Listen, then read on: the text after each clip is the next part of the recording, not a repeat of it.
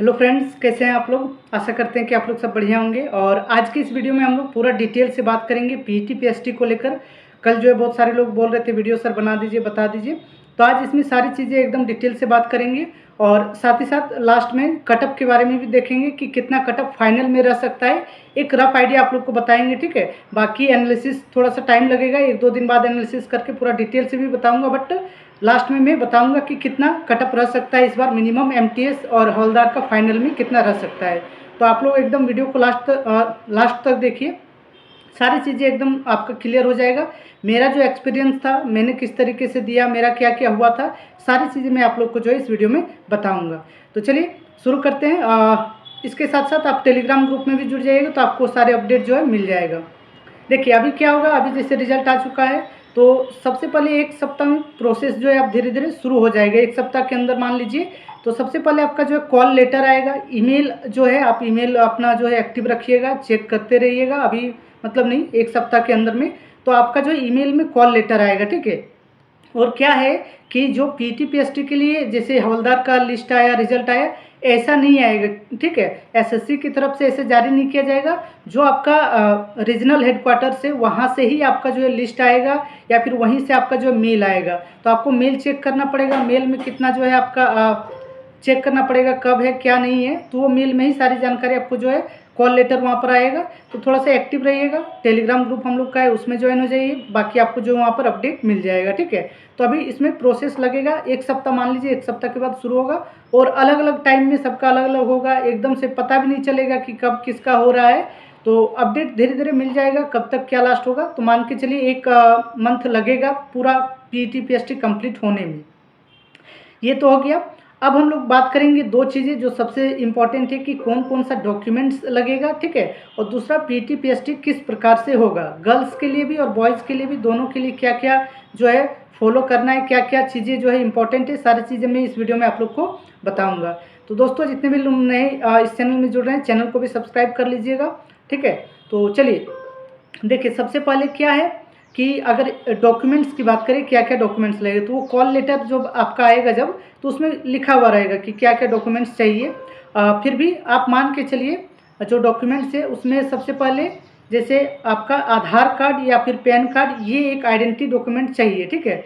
तो अभी अगर आधार कार्ड में कुछ नाम गलती है, आपका फादर्स का नाम गलती है, डीओबी गलत है, तो इसको सुधार कर लीजिए। आधार कार्ड ही ज़्यादा हर जगह मांगते हैं। आधार कार्ड तो अब मान के चलिए मैंडेटरी है लगभग, तो उसको जो है सुधार कर लीजिए, आधार कार्ड चाहिए ही, ठीक है। दूसरा हो जाएगा आपका एजुकेशनल क्वालिफिकेशन का, और वो केवल 10th का ही जो है मांगेगी, 10th का सर्टिफिकेट या फिर मार्कशीट, ठीक है, 10th का सर्टिफिकेट या मार्कशीट। तो ये आपका सही होना चाहिए, ओरिजिनल आपका होना चाहिए, ठीक है। ये हो गया।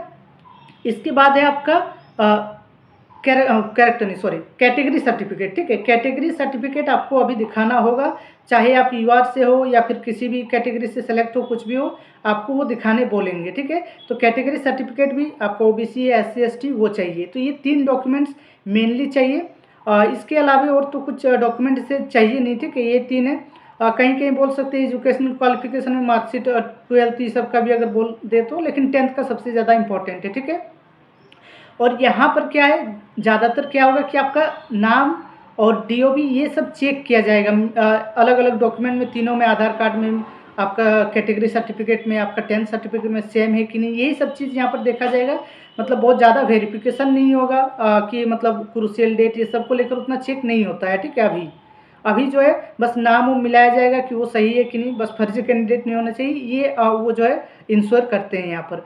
तो ये हो गया आपका डॉक्यूमेंट्स को लेकर। अब अगर बात करें कि पीटी पीएसटी किस प्रकार से होगा, क्या क्या ज़रूरी है, तो सबसे पहले जैसे हम लोग जानते हैं कि वॉकिंग होगा, और वो वॉकिंग कितना है, 1600 मीटर मेल के लिए 15 मिनट में करना है, और फीमेल के लिए 20 मिनट में 1 किलोमीटर करना है। तो बहुत से लोग पूछ रहे थे कि सर इसमें क्या रनिंग कर सकते हैं।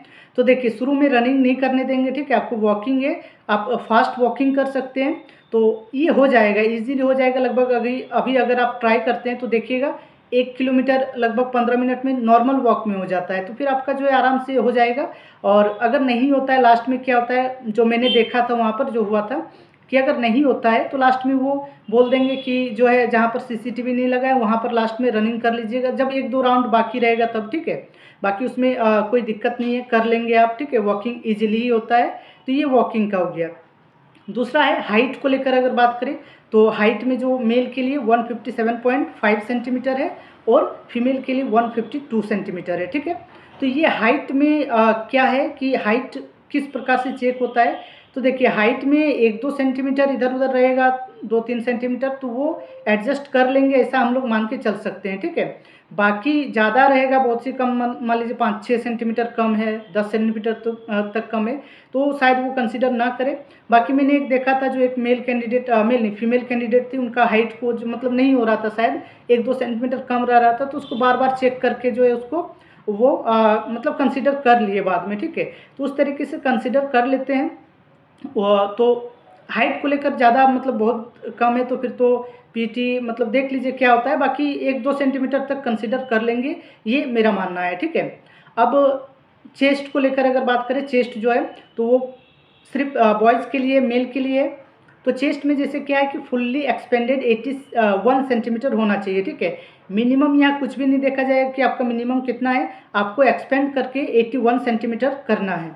तो एक्सपेंड करके कितना 81 सेंटीमीटर करना है, तो इसमें क्या होगा कि आपको 5 सेंटीमीटर मिनिमम एक्सपेंड भी करना है, ठीक है। आपका अगर 70 भी है, मान लीजिए आपका चेस्ट जो है 70 सेंटीमीटर है और आप 11 सेंटीमीटर एक्सपेंड कर लेते हैं, 81 हो जा रहा है, तो भी कोई दिक्कत नहीं है, ठीक है। इसमें कोई इस प्रकार से दिक्कत नहीं है। लेकिन क्या है कि आपका अगर 81-82 ऐसे नॉर्मल में भी है, फिर भी आपको 5 सेंटीमीटर एक्सपेंड करना होगा। तो ये 5 सेंटीमीटर एक्सपेंड का रूल है और ये मतलब छूट हो सकता है, इसमें कोई मतलब हार्ड एंड फास्ट रूल नहीं है कि एकदम से 5 सेंटीमीटर कर ही लेंगे, क्योंकि मेरा अपना खुद का एक्सपीरियंस बोले तो मेरा 5 सेंटीमीटर एक्सपेंड नहीं हुआ था, ठीक है। मेरा 2 से 3 सेंटीमीटर ही एक्सपेंड हुआ था, फिर भी वो कंसिडर कर लिए थे, 85 to 90 ऐसे कुछ लिख दिए थे, तो वो कर लेते हैं ज़्यादातर। मैंने नहीं देखा है कि इस तरीके से किसी को डिस्क्वालीफाई कर रहे हैं, तो ये हो जाएगा, ठीक है। तो इसके लिए आप ट्राई कीजिए, वीडियो देख लीजिए कि 2-3 सेंटीमीटर जैसे एक्सपेंड हो। मिनिमम के लिए तो मुझे नहीं लग रहा है किसी का दिक्कत होगा, तो 3-4 सेंटीमीटर जो है आप एक्सपेंड करने का 2-3 सेंटीमीटर कम से कम हो जाए, ये आप ट्राई कर लीजिए एक बार, ठीक है। अब वेट को लेकर बात करें, वेट के मेल के लिए वेट नहीं है, ठीक है, कुछ भी वेट काउंट नहीं होगा। फीमेल के लिए वेट है और वो है मिनिमम 48 kg, ठीक है। कोई एक बता रहे थे सर मेरा 70 kg है, 60 kg है, तो इसमें दिक्कत होगा क्या? नहीं, इसमें कोई दिक्कत नहीं है, मिनिमम 48 होना चाहिए। ज़्यादा है तो कोई दिक्कत नहीं है, कम है तो मतलब थोड़ा सा दिक्कत हो सकता है, बट तो कंसिडर कर लेते हैं क्योंकि वेट का है, थोड़ी कोई उतना देखने जा रहा है कि कितना वेट तक क्या नहीं, तो वो कंसिडर कर लेते हैं। फिर यही बात बताऊंगा, मैंने भी एक चीज़ देखा, जो एक फीमेल कैंडिडेट थी उनका वेट नहीं था, तो फिर उनको थोड़ा सा बोले कि खा मतलब केला वाला दिए खा लो, फिर थोड़ा सा वेट बढ़ गया तो फिर हो गया, ठीक है। तो उसमें थोड़ा सा देख लीजिए 48 मतलब 45-46 रहेगा, ऐसे तो कंसिडर कर लेंगे, फेल इस तरह से नहीं करेंगे। तो मोटा मोटी यही है कि मतलब अगर सब कुछ नॉर्मल रहेगा तो फिर आप पास कर जाएंगे, ज़्यादा दिक्कत नहीं होगा। और कुछ लोग जो है साइकिलिंग के लिए पूछ रहे थे कि क्या साइकिलिंग भी होगा, तो नहीं, ये हटा दिया गया, साइकिलिंग नहीं होता है, साइकिलिंग को लेकर कोई प्रॉब्लम नहीं है। तो ये हो गया कि आपका पीटी पीएसटी को लेकर जितना भी था जानकारी, ठीक है। बाकी और कुछ डाउट है तो आप बता सकते हैं कमेंट में भी, बाकी मुझे तो लग रहा है मैंने सारे बता दिए। अब थोड़ा कटअप के बारे में बात कर लेते हैं, बहुत ज़्यादा जो है इसको लेकर एक्साइटेड है, टेलीग्राम ग्रुप में भी बहुत सारे लोग पूछ रहे हैं हर जगह पर कटअप को लेकर। तो देखिए मैंने जैसे बताया था 125-26 तक जो है कटअप फाइनल रह सकता है, तो अभी मुझे लग रहा है कि वो मैक्सिमम अगर जाएगा तो उतना जा सकता है, उससे कम ही कटअप रहेगा। मेरा जो अनुमान अभी लग रहा है, मैं यूआर का बस बता देता हूँ, रफ आइडिया 120 से 22 तक का जो है कटअप रह सकता है, ठीक है। इतना तक कटअप रह सकता है यूआर कैटेगरी में। बाकी ईडब्ल्यूएस ओबीसी में थोड़ा सा 1-2 नंबर कम करके आप लोग देख लीजिए, बाकी बाद में पूरा एनालिसिस करके मैं बताऊंगा। अभी मैंने एनालिसिस पूरा नहीं किया, बट एक जो लग रहा है अंदाज़ा जिस प्रकार से, और बाकी नॉर्मलाइजेशन कितना नंबर किस प्रकार से हुआ है, मिनिमम किस प्रकार से बढ़ा है, तो ये आप अपना शिफ्ट का कोई लड़का है जिसका रॉ मतलब कम में हुआ है, तो वो देख के पता लगा सकते कि कितना किस प्रकार से नॉर्मलाइजेशन हुआ है। बाकी रैंक मित्रा का जो है EZSSC रैंक मित्रा में आप वहाँ पर जो है उनको बोल सकते हैं, उनको बोलिए कि मतलब मिनिमम कितना इंक्रीमेंट हुआ, उसका कोई लिस्ट अगर होगा तो वो निकाल दे, जैसे 2022-23 में निकाले थे तो वो निकाल देंगे, ठीक है। तो सारी चीज़ें जो है क्लियर हो जाएंगी। तो यही था दोस्तों, फिर बाद में आप लोग से बात करेंगे। कुछ भी जानकारी चाहिए तो आप हमारे टेलीग्राम ग्रुप में जुड़ सकते हैं और वहाँ पर मुझे पर्सनली भी आप लोग जो है मैसेज करके पूछ सकते हैं। तो इतना ही था। कुछ भी अगर डाउट रह गया होगा तो आप लोग कमेंट करके या फिर कहीं भी बता सकते हैं। बाकी कटअप को लेकर 1-2 दिन में जो है वीडियो बनाऊंगा, तो कटअप को लेकर भी बात करेंगे। ठीक है दोस्तों, तो धन्यवाद आप सभी का। चैनल को ज़रूर सब्सक्राइब कर लीजिएगा। धन्यवाद।